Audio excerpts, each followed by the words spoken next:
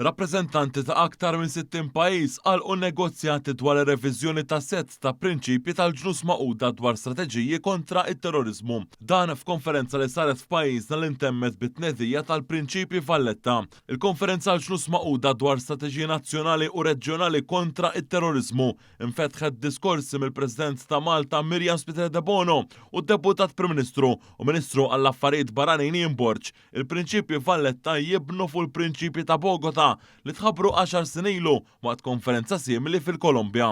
B'din ir-reviżjoni kienet meħtieġa sabiex jiġi żgurat li strateġiji ta' kontra it-terrorizmu jibqgħu effettivi waqt li jkunu adattati għaċ-ċirkostanzi li jinbidlu kontinwament. Il-teknoloġija qed tavvanza daqstant ieħor il-gruppi terroristiċi u għal daqstant gvernijiet, awtoritajiet u dawk kollha ta' tajba jeħtieġ naħdmu flimkien. Dawn il-prinċipji aġġornati f'Malta se jibqgħu msemmija u se jibqgħu jiggwidaw lil dawn il-plejers kollha sabiex inkomplu f'din il-ġlieda tagħna. Il-President Spiteri de Bono tkellmet dwar ir-rwol kontinwu ta' Malta biex tikkontribwixxi u tippromovi s-sigurtà u l-paċi internazzjonali. Fisem Malta, id-Deputat Prim Ministru Borġ se jkun formalment qed jissottometti il-prinċipji Valletta lill-Kunsill tas-Sigurtà tal-Ġnus Magħquda u l-Assembleja Ġenerali tal-Ġnus Magħquda fil-jiem li ġejjin.